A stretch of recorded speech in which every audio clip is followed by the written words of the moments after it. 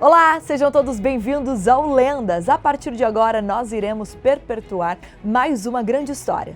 Um verdadeiro fenômeno na modalidade de montarias em touros. Seja bem-vindo ao Lendas, Paulo Krimber. Obrigado, muito obrigado. Faz tempo que a gente está planejando essa visita. Graças a Deus, com a vinda do Combine deu certo. Que ótimo, Paulo. Muitos americanos reunidos para descobrir grandes talentos brasileiros, ou seja, o time lá tem ido de vento em polpa e o Brasil continua sendo um grande celeiro. Com certeza, mais de 40% dos competidores dos times são brasileiros. Então, assim, o Brasil tem a garra, tem aquela... não tem muitas chances, né, financeiramente, então a gente não tem muita opção. Isso aí é desde a época que eu montava, da época que o Adriano montava, e continua sendo a mesma coisa. Então, assim, quando a gente chega lá, é uma opção só, não tem plano B, é só aquilo. Então, a gente tem que fazer e sempre, acho que é por isso que a gente sai tão bem como os quanto os americanos. E como foi para você estar ao lado desses jovens atletas que te olham com muito brilho nos olhos, almejando ter uma carreira como a que você teve? Foi uma coisa foi muito especial, porque há 3 anos atrás nós só tínhamos feito o orçamento para tentar vir para cá para fazer esse projeto. Então acho que vai ser muito bacana porque aqui deu certo na hora certa e eu acho que pelo menos de 5 a 10 competidores é capaz de sair desse combine. E nem só isso, quanto eles ter oportunidade da vida deles e ali vai ser contado como reconhecimento internacional que vai ajudar eles como visto de atleta, que é o que é necessário hoje. Paulo, hoje você é lembrado como uma figura icônica dentro da modalidade de montarias em touros e eu gostaria de entender um pouco sobre a sua carreira. De onde a modalidade de montarias em touros surgiu e em que momento foi? E eu acho que eu tinha uns 9 anos de idade, talvez 10, no rodeio de Olímpia. Eu fui assistir o rodeio lá e tinha uns caras que já montavam, que era famoso da cidade, na época tinha o Orlando Correia, tinha o Rangel, daí o Caburé surgiu um pouquinho depois. Mas eram esses daí que eu conhecia e eu assistindo, eu tava vendo o rodeio como todo mundo tava, como eu já tinha visto antes, aí de repente eu vi uma montada e esse cara montando no boi, eu me coloquei em cima dele. Sabe quando você sonha acordado? E naquele momento eu sabia que era o que eu queria fazer. E eu sempre gostei de cavalo, sempre gostei, eu tirava leite, sempre fazia essas coisas. No bairro onde eu morava ali, que chamava Coabiúna, no que eu fui criado. E aí foi onde eu acho que a luzinha acendeu dentro, que era o que eu queria fazer por carreira, pro resto da minha vida. E quais foram os primeiros passos até entrar nessa grande jornada? Os primeiros passos foi quando a gente montava em Bezerro no Pasto, mas aí eu fui trabalhar no Aras, tinha um Aras que era muito famoso, chamava Fazendinha, na saída de Olímpia, tinha leilões de corte de milhas, hoje é em frente num dos resorts que foi feito lá, e eu fui trabalhar pro cara lá, eu tirava leite das vacas, cuidava do jardim, plantava grama, fazendo as coisas lá, e já estava meio no final da carreira do leilão. E o João Safira, que foi um dos melhores competidores de cutiano na época dele, João Correia da Cunha, se não me engano, o apelido dele era João Safira. E esse cara foi um dos ícones do rodeio do cutiano para trás. E eu comecei, ele morava lá, ele treinava os cavalos e a gente ficou muito amigo. E eu tirava leite, ele tinha uns garrotes que ele fazia, ele gostava, e tinha um redondel. E um brete, eu acho que era um tronco, né? E a porteira. E daí quando nós fazíamos, punha os boi lá dentro pelo tronco, ajeitava, fiz uma gambiarra lá e eu montava. A primeira vez que eu montei neles, eles todos me derrubaram. Na segunda vez eu já consegui parar neles todos. Então ali já comecei a dar uma aperfeiçoada até que o Rangel até um dia me falou que eu ganhava, acho que na época, R$200 por mês para trabalhar, os R$100 por mês. E aí ele falou, não, moço, você vai no rodeio amador, tem um monte de rodeio amador em volta aqui. E aí eu peguei e decidi, o primeiro rodeio amador que eu fui foi em Catanduva. E daí já foi começando a dar os passinhos maior. Só que antes de Catanduva, eu acho, voltando atrás um pouco, teve um evento em Olímpia, eles iam soltar um touro lá, chamava Bamboleira, do Chicão Falck. Foi o primeiro touro profissional que eu montei. Aí depois disso aí eu fui para Catanduva. Acho que eu ganhei campeão, era R$250, era o meu mês e quase 2 meses de trabalho.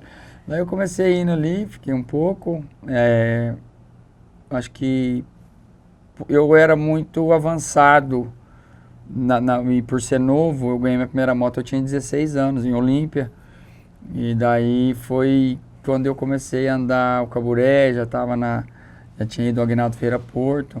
que era o cara que eu me inspirava nessa trajetória dele. Então acho que tudo começou ali. Paulo, nessa época você já tinha alguma referência dentro do esporte?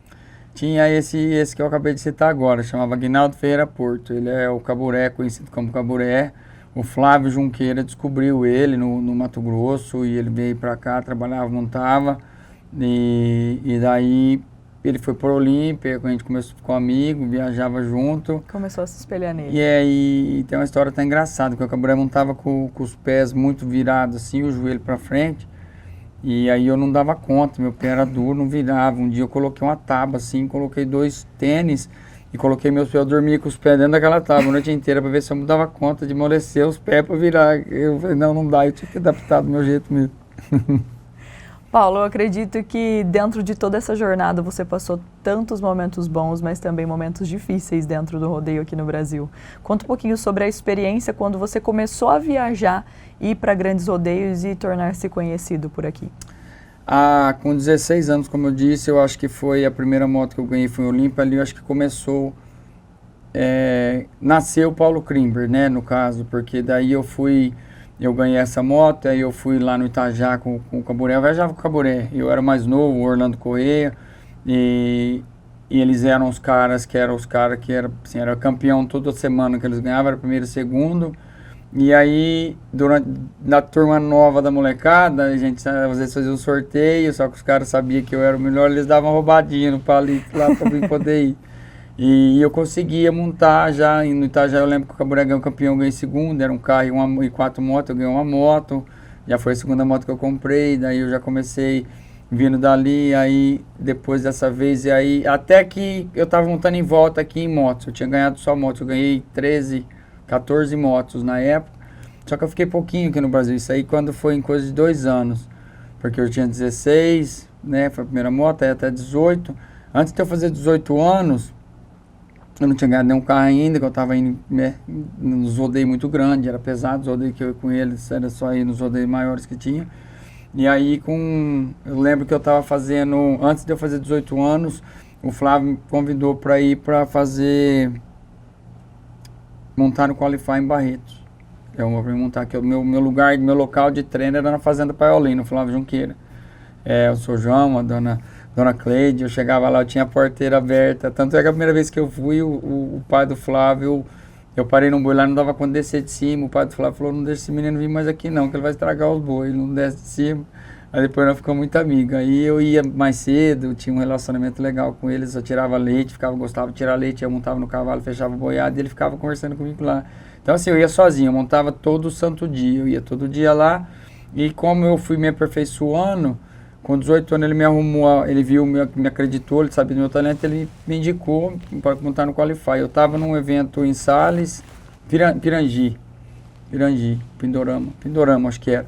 E eu avisei o cara que eu estava montando o show, quando ele me chamou eu avisei ele que eu não poderia montar no domingo porque eu tinha compromisso. E eu estava com o boi na frente de todo mundo, se eu parasse na semifinal não precisava nem montar mais, eu larguei, abandonei o rodeio e fui para o Barretos. E ali eu acho que foi a melhor decisão que eu tomei na minha vida. Que foi quando eu fiquei em segundo, parece, ganhei o Qualify, passei em primeiro pro Internacional, no Internacional, só que ali até aquele tempo todo mundo tava achando, o próprio Adriano ainda lá falou que era meio sorte, que no primeiro dia, no primeiro round eu peguei o Terrorista, que era do Beto Tribulato, depois o Paulo Emílio comprou, era o boi mais duro que tinha, e eu querendo puxar conversa com o Adriano, eu fui perguntar do boi pra ele, falou, o boi mais duro que tá aqui.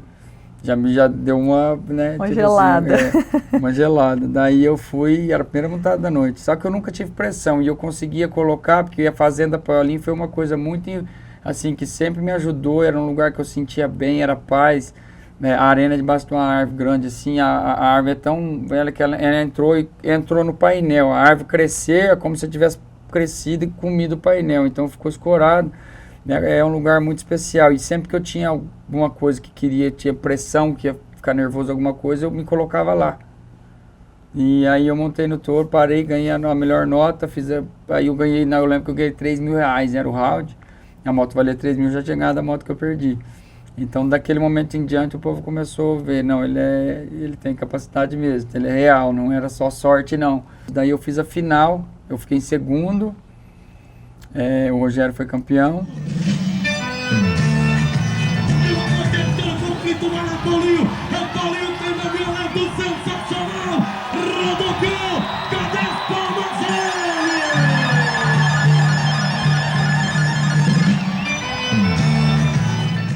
Só que eu saí de Barretos, o seu Alípio, não sei se ele está vivo ainda ou se não, mas o seu Alípio de Copiaçu ia dar os convites. E ele era sistemático, ele andava com um coletinho assim, bem bonitinho, trajadinho, só que ele era sistemático, ele não dava convite para qualquer um, ele era bem selecionado, ele era um carro.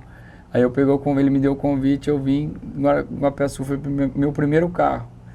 Aí na outra semana eu fui em Leme, ganhei outro carro. Então assim, foi muito rápido desse momento. Aí eu fui para os Estados Unidos, fiz a final, durante a final lá eu ganhei um round um dia nos eliminadores, na noite dos eliminadores, e aí, que eram os touros mais duros, e depois acho que eu não lembro a posição que eu fiquei, mas assim, era muita pressão, aquela coisa que não deslumbrante, é diferente. He needs to be 92 to take the lead. Chocolate chip, big good looking spotted bull, hopping, holy moly, look around here, coming around, Capallo, Creamer, go ahead, go on with it, go on with your bad self, look here. Now, I don't know what the judges are going to do, but that's a great bull ride. Quantos anos você tinha nessa fase? 18. E Porque como foi eu faço em junho, né? Tinha acabado de fazer 18 anos. Como foi não se deixar deslumbrar por tudo que você estava encontrando ali? Então, não tinha como nem muito. O André Metzger estava junto e ele é uma pessoa que ele participou da minha carreira. Eu era meio fortinho, meio gordinho. Molecão forte, comia muito, tomava muito leite, chupava manga e cana o dia inteiro. Então, assim, não era física. Eu era forte, mas não de academia preparado. Então... só que eu tinha muita opinião, eu montava meio enjoelhado, assim, com o corpo emborcado, que nem os meninos montam aqui no Brasil, que é o trabalho que a gente tem de levantar eles agora para preparar para os bois dos Estados Unidos. E daí eu fui, só que lá eu não tive problema, eu parava nos bois na mão, na contramão, e a corda meia bamba, enfim. Aí depois eu vim para cá, voltei em 99, isso aí eu tinha 18 ainda, porque eu faço em junho aniversário. O Adriano teve não sei, aconteceu alguma coisa, não sei se foi psicológica ou de coisa, e vim embora. E como era só eu e ele, eu tinha que vir embora também. Daí não voltei esse ano. Aí em 2000, aí eu fui montando aqui, ganhei mais, aí eu ganhei Nova Granada, mais um carro, eu ganhei de Paraná, eu ganhei Ariquemes. Nesse rodeio de Nova Granada, os meus pais tiveram boiada a vida inteira. É mesmo? E eu tenho uma foto você montando num touro deles, que inclusive eu vou deixar aqui no Lendas pro pessoal de casa. Eu lembro que eu ganhei no Diamantino, do Paulo Emílio. Eu montei no Pedra 90 no primeiro dia, que era um touro. Eu ganhei acho que umas 3 motos das 13, 14 que eu ganhei, foi no Pedra 90. E só que ele tinha um problema que na hora que dava os 8 segundos ele parava, ele era um boi preto muito grande. Eu tava falando isso aí com o Adriano hoje de manhã, quando a gente foi pra fazenda. E ele tinha um chifre erguido assim, gigante.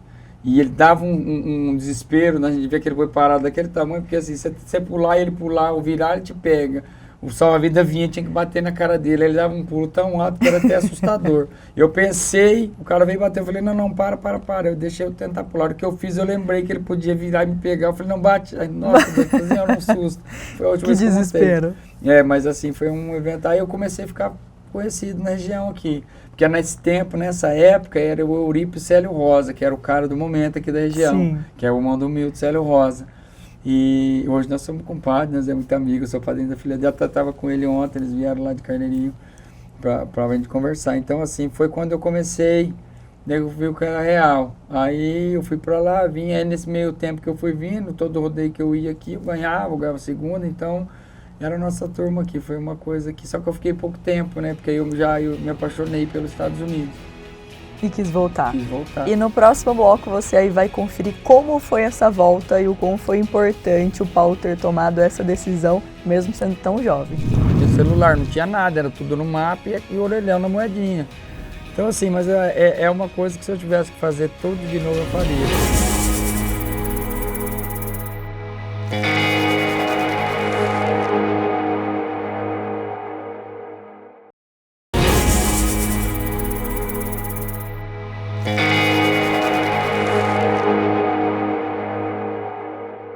Seja bem-vindo de volta ao Lendas. Hoje nós estamos recebendo por aqui Paulo Krimber em uma breve passagem pelo Brasil. Fez questão de estar aqui conosco e, através do Lendas, eternizar a sua história junto ao BRTV Max. Paulo, nós estávamos falando sobre a sua ida novamente para os Estados Unidos quando muito jovem, e agora você precisa me contar como foi essa readaptação por lá, porque ficou quase um ano aqui montando em touro brasileiro e teve que voltar para lá, teve que aprender tudo novamente, ou é igual andar de bicicleta? Cara, eu acho assim, naquela época ainda eu não tinha muito, eu montava de um jeito, e depois eu fui me adaptando, me ajustando sozinho mesmo, assim, eu via que eu tive que apertar mais a corda, que não tava, minhas cordas rodavam, tinha foto que do jeito que eu montava no primeiro ano que eu fui, tinha foto que eu minha corda que eu fazia muita força para cima, porque hoje a maioria dos competidores empurra aqui. Eles empurram o boi, então assim, é uma coisa que quando eu vou explicar esse detalhe para eles, o touro já está saindo. Se ele está indo embora, se você empurra, você está ajudando ele a te largar. Por isso que os caras podem reparar que muita gente sai para trás. E eu puxava, então como eu puxava, a corda estava bomba, ela subia. Daí eu tive que ir apertando, eu fui mudando minha postura. E eu acho que Deus é tão perfeito que ele foi me lapidando conforme era o plano dele mesmo, entendeu?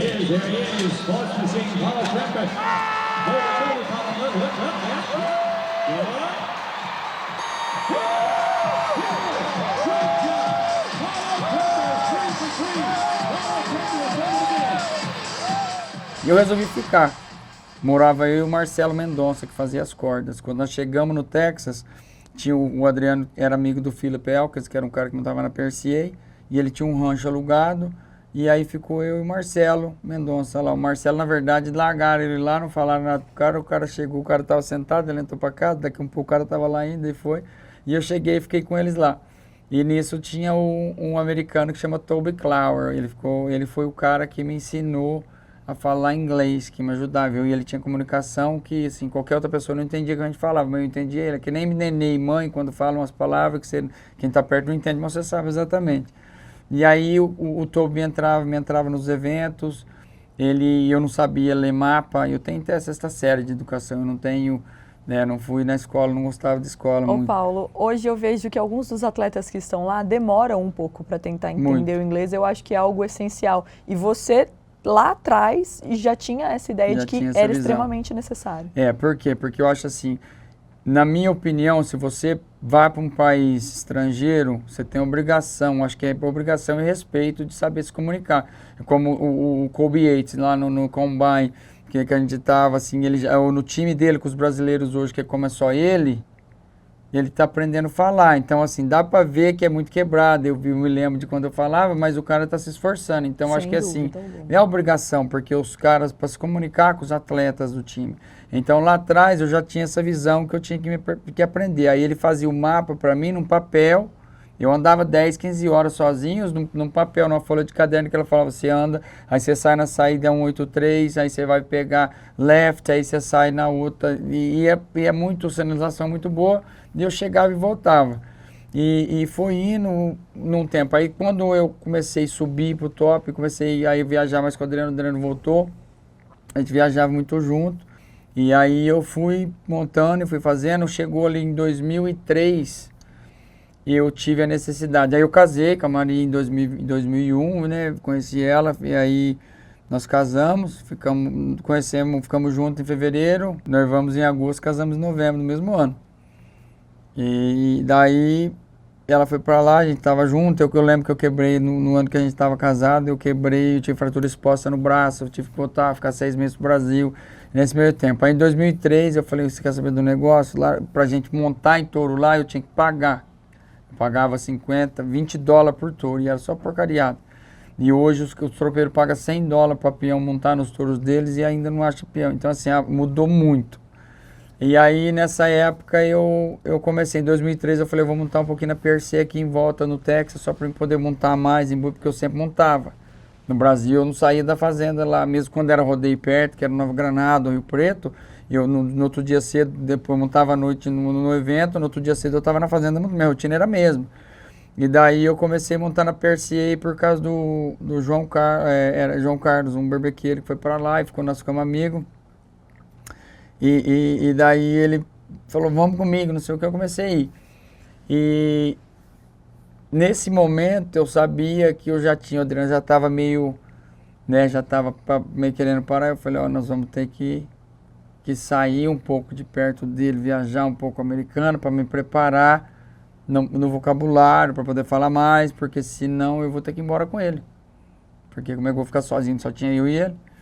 E daí foi quando eu comecei a viajar com os americanos, e aí tinha uns caras, eles iam apontando, falavam, isso aqui é árvore, isso aqui é não sei o quê, e eu fui aprendendo dessa forma. Eu sofri, uma vez, essa história eu acho que vai ser a mais interessante, uma coisa assim, que é o extremo do que a gente passa lá atrás. Eu fui num rodeio que eu não sabia falar inglês, eu não tinha carta de motorista americano e eu tinha que alugar um carro. E eu cheguei lá, eu acho que o anjo da guarda foi junto, meio que puxou na orelha da moça, ela me alugou um carro. Eu lembro que era um Escort, tava com o escapamento estourado, tava um frio no inverno. E eu fui no rodeio, cheguei lá, voltei. Só que aí no meu voo era 6 horas da manhã no outro dia. E eu falei, se eu for no hotel eu vou perder a hora. Então eu fui para o aeroporto. Daí para eu não perder a hora, e eu ligava o aquecedor do carro no último, na hora que tava fervendo eu desligava e deitava e dormia.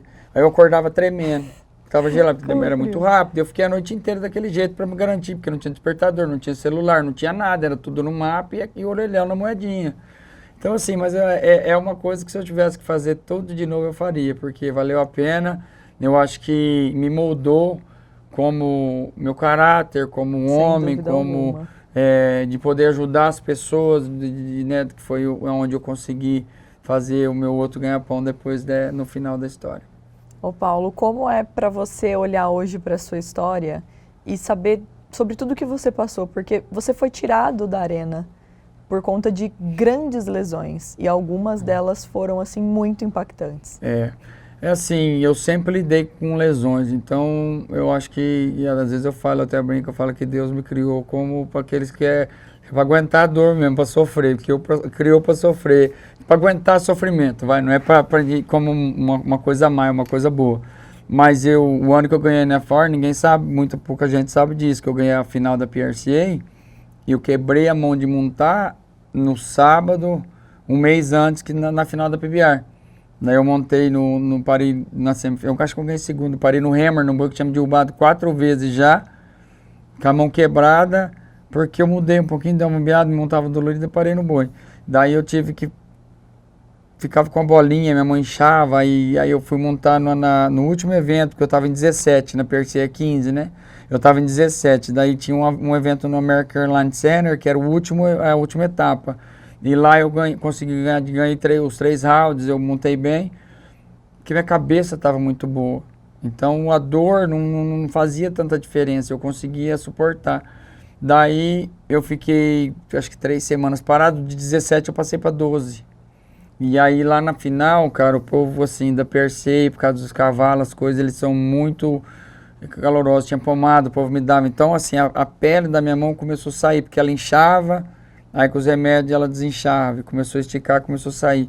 Então assim, é uma coisa que eu já estava acostumado com isso, mas quando eu quebrei o pescoço, eu estava em primeiro no mundo quando eu quebrei o pescoço, daí 5 meses parado. Passou, e olha pra você ver como é que é as coisas, lá a gente vai em caroprata, tinha essa mania de caroprata, sabe, entrar lá e não sei o que. Eu deitei na cama, o sabão com a toalha no meu pescoço, que era um jeito que a gente estralava, que o cara estralava a gente. Eu não lembro quem segurou meus pés, acho que foi o Dinei Caminhas. O sabão ia me puxar para ver se parava de doer. Se eles me puxam, acho que eu ficava aleijado, né? Então, assim, porque ela foi a primeira vértebra, onde então a cabeça senta em cima. Então, essa lateral, só que ela não saiu, ela ficou só rachada. Daí eles me colocaram num colar cervical, eu fiquei 5 meses dessa forma. E quando eu voltei, o meu primeiro touro caiu em cima de mim, não foi nem... Eu acho que eu voltei, assim, era para mim voltar em Dallas, que era 3 semanas para frente, e acabei voltando, eu estava bem e tal, acabei voltando antes. Só que eu sentia toda vez que eu ia machucar, eu só não sabia a gravidade, eu não sabia o que ia acontecer, mas eu sabia que eu ia machucar. Nesse dia eu passei muito mal,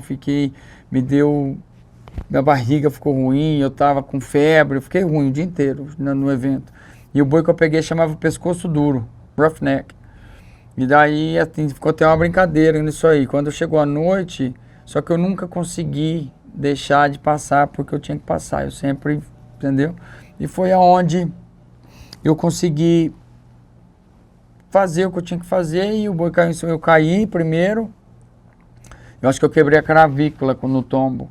E depois, quando o boi foi me pegar, em vez de ele passar por cima, ele caiu em cima, me apertou para ele sair de novo.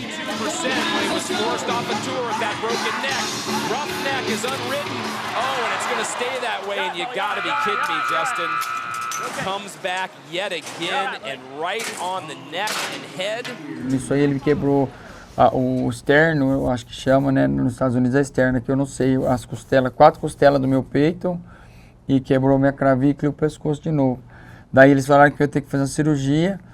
Eu fiquei 3 dias de cama lá e tiraram o osso da bacia. Então, assim, isso aí foi muito brusco. Eu fiquei 6 meses dormindo numa poltrona. Aí descobrimos que a Maria estava grávida. Eu tinha acabado de comprar outro rancho lá perto do Adriano. Deu a crise no país, aquela coisa. Então, foi um momento muito difícil, sabe? Só que o médico falar para mim, a pior coisa de tudo isso aí foi... Porque eu era acostumado com a dor, mas foi quando o médico falou para mim, assim, que eu não... Nem andar a cavalo eu não ia poder mais. Entendeu? Uma pessoa que você mal conhece, conheceu ali, determinar o que vai ser da sua vida, entendeu? Isso aí doeu muito. E aí foi quando eu decidi que ele não ia ter controle sobre minha vida, que eu queria, que o João era pequenininho, tudo assim. Ele foi a base, a Maria e a Helena estavam, né, na barriga da Maria, que ela descobriu que ela estava grávida. No momento a gente achou que podia ter sido pior, sabe assim, aquele tumulto, Sim. Aquela coisa, mas foi a melhor coisa do mundo, porque foi o que distraiu o crescimento da barriga, aquela coisa, e o João pequenininho, querendo montar. Então, assim, eu tirava forças deles para poder continuar. Então, eu sempre pedia a Deus. O que eu pedia a Deus era para que Deus me desse a graça de montar num boi só que fosse, só para o João ver, que ele com grandinho para ele poder entender. Só que eu lembro que a primeira coisa que eu fiz, que eu sempre fazia, gostava de dar mamadeira, trocar fralda, fazer isso aí. O João, quando tinha cólica, ele tem muita cólica, ele dormia na minha barriga. E quando eu mudei nesse outro rancho, que eu estava sem poder, eu fiquei 6 meses sentado. Quando eu voltei para dormir na cama, poder deitar, a primeira coisa que eu falei foi que assim, que eu estava muito feliz de estar poder fazer mamadeira pro João de novo, que ele gostava, que eu fazia, que eu punha o Todd mesmo, que é daqui, e eu colocava bastante, deixava bem, porque eu acho que era mais docinho, né, então ele gostava da minha, e falava que a mãe dele não colocava muito, ficava mais, que o meu era mais gostoso, então assim, coisas mínimas e simples que fazia, que marcou, e foi difícil, não foi, acho que foi uma coisa que, se eu não tivesse a Maria do meu lado, eu acho que não tinha, minhas crianças, eu acho que eu não tinha conseguido passar, não. Sem dúvida alguma, eu acho que todo mundo consegue entender que um grande alicerce tem força o suficiente para sustentar qualquer dificuldade. Eu tenho certeza que você está gostando e também muito emocionado de acompanhar essa história, mas nós vamos para mais um rápido intervalo comercial e daqui a pouquinho nós estamos de volta para falar sobre a carreira do João e o quanto o Paulo se vê orgulhoso também como um grande cowboy através do que o filho tem trilhado hoje. Eles criaram uma imagem que eles eram rivais, e isso nunca existiu. E a internet tem esse poder hoje.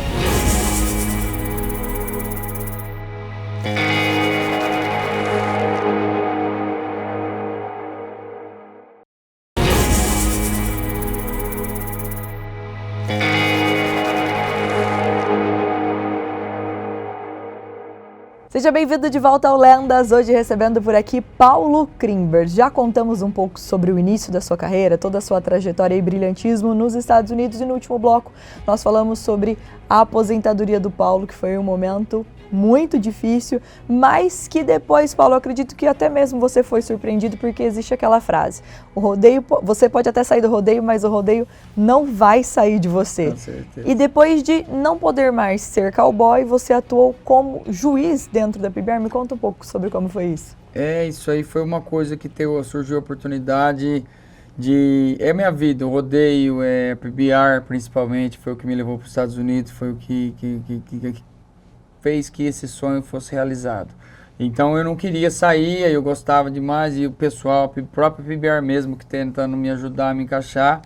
Primeiro eu vim para o Brasil, na época foi o Flávio Turu que deram uma oportunidade, falou: vamos trazer ele aqui, ele vai julgar aqui. E eu vim joguei alguns eventos aqui, comecei a jogar bem, eu acho que eu comecei a usar a montaria como competidor, a dificuldade que aquele boi colocou, eu acho que esse é o jeito mais correto de julgar, porque a gente, como competidor, você sabe a dificuldade de um pulo de um boi, o que ele faz, o tanto de força que tem que fazer, o que você tem que fazer para voltar e aquela coisa. Então isso aí foi o que eu usei. E quando eu fui julgar nos Estados Unidos, comecei a julgar alguns eventos, e aí comecei a julgar o IBBI, era o Jay, que hoje ele é o CEO da IBBI, que veio aqui na IBBI Brasil, aqui agora. Trouxe a IBBI americana para o Brasil. Ele começou a me levar nos IBBI, começou a me levar em alguns challenges, ele me levou no UTB. Quando eu comecei a me sair, só que quando eles me viram como juiz, muita gente achou que eu ia favorecer para os brasileiros, porque é sempre aquela converseira e até os próprios americanos achou que isso aí. Então, assim, eu sempre julguei, assim, neutro de 100, sabe, independente de quem fosse, o que aconteceu ali no momento, o que eu vi, aquilo acabou. Daí eu comecei a julgar bem, sobressair, naquela época era votação, eu fui votado para julgar a final mundial. Chegou na final mundial, no brete, todo mundo assim, a maioria dos juízes não gosta, porque é muito movimentado, é mais difícil, na arena você fica sentado ali, nada te atrapalha, você só vê aquilo. Quando o Corilhão me perguntou quem queria ir no brete, dos 4, eu falei, pode me colocar de um lado. Daí ele até ficou meio surpreso, aí o outro cara pediu, e teve, acho que 3 situações. Uma foi com o Valdiron, que o boi saiu na mão dele e passou a cabeça meio perto de bater, assim, meio que deu uma escorada, mas não chegou a atrapalhar ou parar o movimento do touro. Ele só dificultou um pouco o Valdiron, que ele deu uma entradinha, na hora que o boi saiu, puxou ele para frente. Aí ele tinha a revisão, ele apertou a revisão e eu que ganhei. Então o meu julgamento permaneceu. Depois disso foi com o Chris Shivers, que era o queridinho dos americanos. Ele deu uma tropeçadinha e puxou, mesmo parecia da mesma situação, de jeito diferente. E eu também não dei, ele apertou e eu estava certo. Então depois daquilo ali, o povo começou a me respeitar mesmo, que como juiz, e eu estava ali neutro, não era nem para um americano querido, nem para um brasileiro. Sendo totalmente imparcial. Sendo imparcial, fazendo justamente o que a gente foi fazer. Aí foi quando eu comecei a julgar, julguei em vários lugares. Aí só que foi curto. Aí quando, em 2010, quando eu acabei de julgar, foi quando eu falei que eu ia querer voltar a montar, montei mais um ano e depois parei de vez. E parou de vez. Paulo, hoje você e sua esposa Maria Amélia são vistos também como pessoas que acolhem grande parte dos brasileiros. Os que não são acolhidos são porque não chegam até vocês. Como você enxerga esse momento? Eu acredito também porque você foi bem amparado lá pelos americanos, mas hoje você tem como dar o suporte para os brasileiros que estão indo e chegam lá e se deparam com um mundo totalmente novo. Com certeza, eu acho que a gente tem que dar, acho que Deus pede para a gente dar para as pessoas o que deram para você. Então, como eu tive isso aí dos americanos, eu tinha uma cultura maravilhosa, que eu sou apaixonado pela a cultura, a educação deles. Então, assim, quando foi chegar os brasileiros, que o Guilherme mesmo, foi o Guilherme, chegou o Guilherme, o Rogério Ferreira, o Fabrício Alves, no aeroporto. Eu peguei eles, peguei eles, vamos poder junto. Então, assim, desse momento, desse grupinho que começou, eu já tinha mudado para Dequeiro, eu fui o primeiro a morar em Dequeiro. Em 2005 eu comprei um rancho, eu fui localizar ali para comprar um rancho. Escolhemos esse lugar. Eles chegavam, eu acolhia, arrumava, ficava em casa pelo menos 1 mês ou 2 meses, depois eles pegavam, eu arrumava apartamento, os que o Sabão começou já a ganhar dinheiro, comprou um rancho muito rápido. Mas os outros ficavam no apartamento ou faziam alguma coisa. Aí foi chegando, ia assim, Paulo, porque assim, um vai passando pro outro e a gente conhece todo mundo, desde o Guilherme, da parte do Guilherme em frente, aí foi o Palermo, que ele foi para Guense primeiro, depois eu conheci, nós ficamos muito amigos também. O Valdiron foi chegando, o Valdiron fiquei amigo com ele porque ele machucou e ficou no hospital, foi para casa, estava passando mal, machucou e tive que levar para o hospital, e eu tinha 5 rodeios para ir aquela semana, fui cancelando um por dia, cancelando ele, como não ficava bom, resumindo, cancelei a semana e fiquei lá com ele. Eu acho que Deus me colocou no lugar certo, na hora certa, para ajudar as pessoas conforme chegando. E aí ficou aquela coisa, todo mundo chegava, me ligava, eu ajudava, era celular e a coisa. Aí as mulheres começaram a chegar, a Maria começou a cuidar das mulheres e dos homens. Então ficou essa coisa aí. Foi caminhando, e foi caminhando dessa forma e foi crescendo, e hoje é bastante. A Maria deve estar com umas 5 moças agora, 3, não sei quanto certinho o número, que está grávida, que ela vai para o hospital, fora as que já teve, desde a menina do Vitinho, da Amanda, né, que ela ficou no parto para ter o neném. Então, assim, é uma coisa que é bem bacana. Eu acho que a gente é até abençoado por ter as pessoas terem essa confiança na gente, saber que a gente tá lá é como se fosse um pai, assim, né, aquela coisa de acolher e tá lá pro que deve é. Sem dúvida alguma. Paulo, agora a gente vai entrar em um ponto muito importante da sua vida, a introdução do João dentro da modalidade de montarias em touros. O João, o primeiro evento que ele foi, a primeira vez que eu coloquei ele num cavalo, ele tinha 7 meses de andando numa égua que eu tinha, chamava Morena, e ele gatinhava, eu tinha uns cachorrinhos salsichinha, e ele engatinhava, ele ia, agarrava no couro do salsichinha, na orelha do salsichinha, assim, montava e coisava, aí ele começou a andar. Daí ele tinha a calcinha de couro dele, as coisinhas, ele montava nesse cachorro, ele montava no sofá, onde ele conseguia sentar, ele transformava em rodeio. Eu nunca forcei ele e sabia que eu nunca ia forçar, porque eu acho que tem que ser uma coisa espontânea, por amor, e a única coisa que eu sempre falei para ele é que o que ele fosse fazer, eu sempre ia apoiar ele no que ele fosse fazer e respeitar. E desde que fosse o que ele queria. Só que não tinha como ser outra coisa. Ele montava, com 3 anos e meio, nós estávamos no Brasil.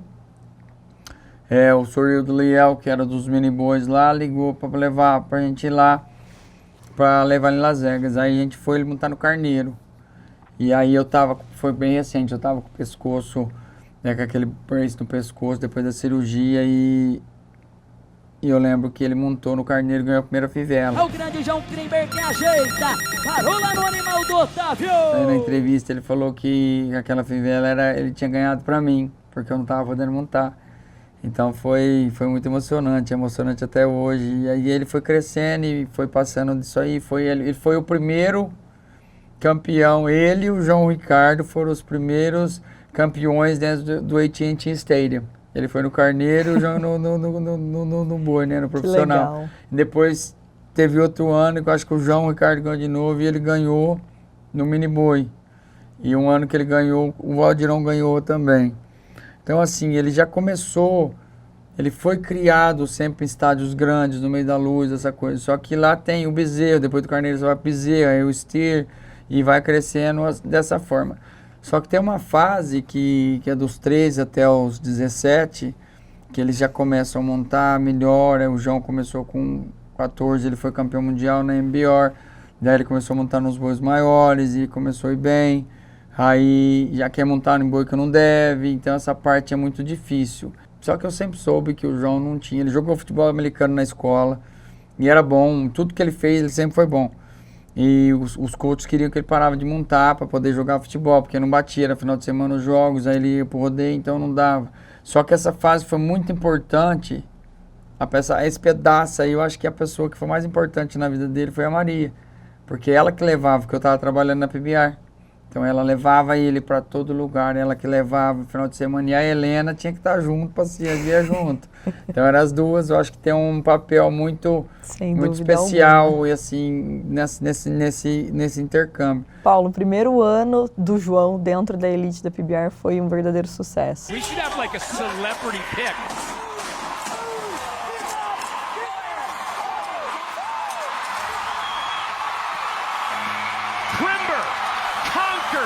Ricky Vaughn, and this event hasn't been decided yet. Ele se manteve humilde o tempo todo, acredito que pela criação justa que ele teve, e ele também celebrou muito as conquistas dele. Foi um título de campeão tão almejado, mas vários vice-colocados, e ele chegou na grande final no seu primeiro ano dentro da elite como vice-campeão mundial.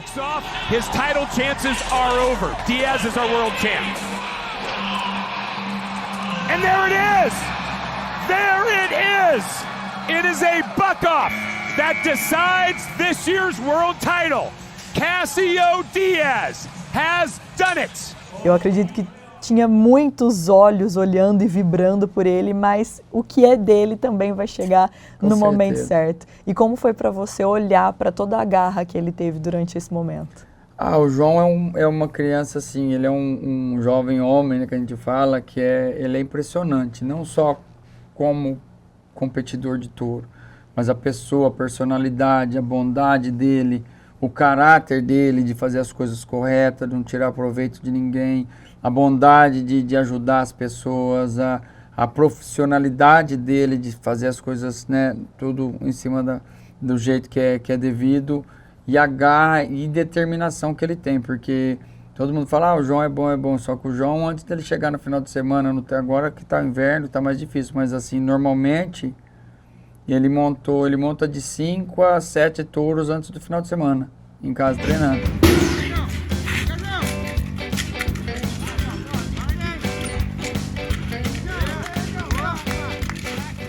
E os touros que ele treina, que a gente tem em casa, é touro que pode pular em qualquer evento, entendeu? É touro que estava na NFL, o touro que já pulou na PBA, ele comprou, está sempre revezando. Então, assim, e ele se prepara, ele é audacioso, e os touros que ele monta é para preparar ele para chegar no final de semana e ele dar o melhor e, né, e ser campeão. Então, acho assim, isso aí foi muito esperado, não foi surpresa, nós todos sabíamos que ele ia começar, ia ter um sucesso, ia ficar ali, tinha chance de ser campeão. O Corey Lambert falou um dia que ele estava pronto para chegar e lutar pelo título, realmente foi isso. Ele teve uma lesão na mão no Canadá antes de ir para a primeira etapa, que foi em Tucson. Ele foi no Canadá, um boi caiu, enroscou, a mão dele machucou, e isso atrapalhou ele um pouco de montar em touros contramão. Esse ano ele já começou estourando, porque ele parou nos touros contramão, na mão não tinha, ele pegou na final o Rick Vaughn, que roda contramão, depois veio na mão dele. Então, assim, ele estava com outra cabeça, mais maduro, saudável. É um orgulho que, assim, de poder e saber, assim, que eu não consegui terminar o sonho, fiz de outras formas, e ele tá lá fazendo o que eu sempre amei. Então, para mim, é como se eu estivesse montando com ele. Eu acredito que você vê a continuação da sua carreira, com certeza, vendo seu filho traçando os primeiros passos dentro do esporte. E acho que como pai, né, e mãe também, né, como a Maria deve sentir, de trabalho cumprido, bem feito, como educador, como preparar seu filho para começar o processo da vida dele, porque assim, os filhos sempre é para ser melhores do que os pais. Então, e ele já é melhor, antes dele ter 18 anos, acho que ele já era melhor que eu sempre fui, muito longe. Ele fazia movimentos, coisas que assim, era muito novo para fazer. Desde pequeno, eu sempre reparava isso aí nele. Então, de saber disso aí, para mim é um orgulho grande, de saber que a gente fez um bom trabalho. O Paulo, nem só de bons momentos, esse primeiro ano dele dentro da elite foram celebrados, né? Vocês passaram por momentos difíceis também, ouvindo grandes críticas sobre um jovem atleta que só estava dando o melhor de si e trilhando o seu caminho. Como foi para vocês enfrentarem tudo isso juntos?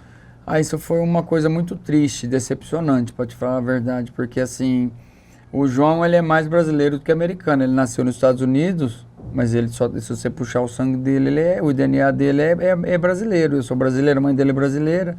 E as pessoas, de um modo muito agressivo e desnecessário, por torcida pelo Cássio, que é eles são amigos, eles viajam juntos, eles são irmãos lá, um gosta do outro e brinca com o outro como se fosse irmão. E eles criaram uma imagem que eles eram rivais, e isso nunca existiu. Ele trabalha duro, ele não pega nada, nunca pegou nada que é de ninguém, ele nunca escorou em ninguém, ele sempre trabalha e batalha como o brasileiro batalha para estar aqui. E como foi para vocês tentarem blindá-lo de tudo isso? Porque foi uma chuva de coisas muito pesado, difíceis para ele. Foi pesado porque a gente, como pai, como mais maduro, a gente sentia muito e tentava falar para ele, a Maria falava para ele não olhar esses comentários, mas era difícil. E eu falava, filho, isso aí eu acho que só vem para te formar, para te fortalecer, entendeu? Aí teve uma cena muito chocante na final mundial, que quando ele tirou 95, tinha uns brasileiros atrás da minha família, eles jogaram cerveja numa senhora de 82 anos, na minha sogra, e na minha esposa, que estava sentada na frente. Isso aí é humilhante, vergonhoso, por ser brasileiro, de saber que, porque nos Estados Unidos, os americanos, vê quantos brasileiros tirou título de americano, os caras idolatram eles, e respeitam, aplaudem de pé, é bonito, por quê? Porque é o esporte. Espero que um dia eles tenham a oportunidade de conhecer a pessoa que o João de falar e ver ele de uma forma diferente. Brasileiro ele com certeza, ele nasceu nos Estados Unidos, a bandeira lá né, é o porquê tem que estar lá, ele estava lá. Mas vamos tocar. Até pedi, falei para ele se não tinha como colocar as duas bandeiras, porque seria bacana. A primeira bandeira vez, porque realmente ele é americano, porque nasceu lá, mas os pais, o sangue dele é brasileiro, então seria legal.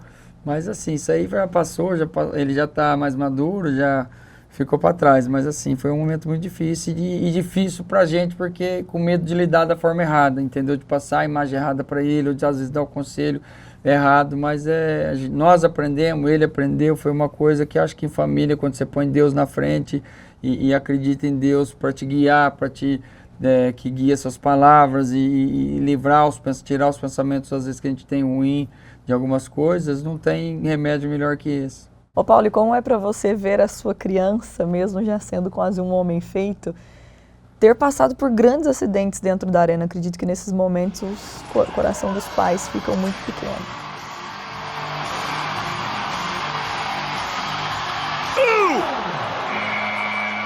Esse foi um evento que ele machucou em Rios, que ele fraturou as costas dele.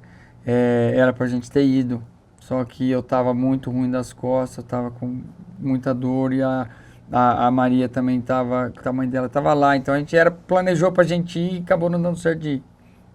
Ele foi com a namorada dele e o João Vilela, ele passou e pegou o João Vilela e eles foram juntos.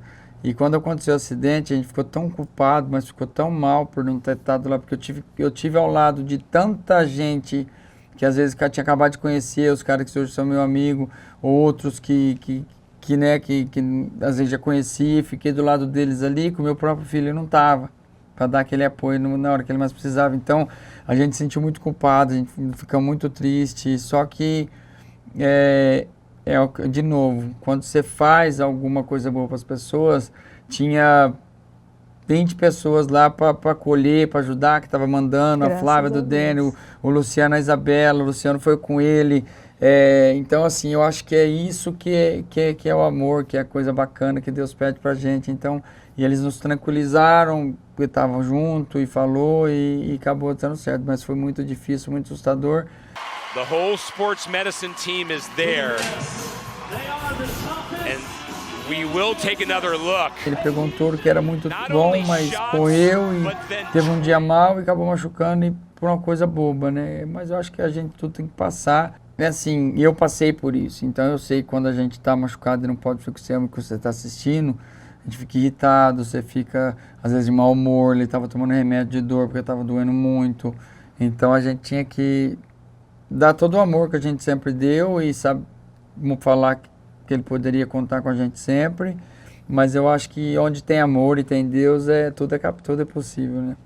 Paulo, no ano de 2024 você recebeu o tão sonhado, acredito que por muitos atletas que escrevem a sua história através da PBR, o Anel de Honra.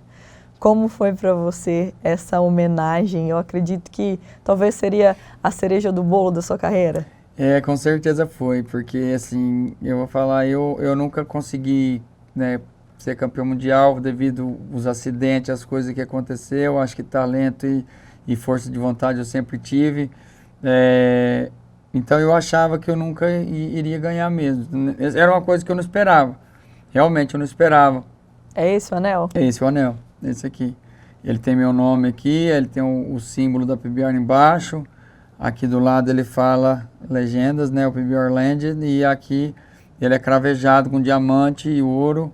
É super pesado, só que quando o Sean me ligou falando que eu ia ser que ia ganhar o anel esse ano, lá na hora eu falei para ele, assim, uma coisa eu posso te garantir, que eu vou ser, de todos que já ganharam, eu vou ser o que mais vai usar, porque eu adoro anel, eu usava da PBR na final, e eu não tirei ele do dedo, então ele já amassou esses dias, antes de vir para cá ele estava amassado, eu fui no joelho lá, ele desamassou, porque eu mexendo, até me mordeu a mão aqui, ó. Então assim, eu sou muito orgulhoso, é uma coisa que eu adoro e significa muito para mim. Então isso aqui é como se fosse minha fivela de campeão mundial, vamos dizer que eu não consegui ter devido ao que aconteceu e Deus me honrou depois de outra forma, mas tudo isso aqui eu acho que foi um fruto de um trabalho porque o anel de honra não é só o que você fez como competidor, o tema dele, o motivo dele ser recebido é como você foi como competidor, como homem, como amigo, como é influenciador pelo esporte, então ele tem várias características. Então, assim, depois que eles me falaram que eu entendi mais o como funcionava. Então, assim, é uma coisa realmente muito especial, porque isso mostra quem ganhou isso daqui, mostra que foi uma boa pessoa, um bom competidor, principalmente, mas não só dentro da arena, como fora. Então, essa que é... E a Maria foi muito legal, porque a Maria Amélia ganhou o Share Shoulders Reward, que é o anel de honra da mulher. Que legal! Que é um colar, eles dão um colar com o negócio, ela ganhou um ano antes de mim. E aí, então assim, e ela mereceu grandiosamente muito mais, porque o que ela passou, o que ela foi como esposa, como mãe, o que ela é, né? Então foi muito merecedor do prêmio. Então hoje nós dois temos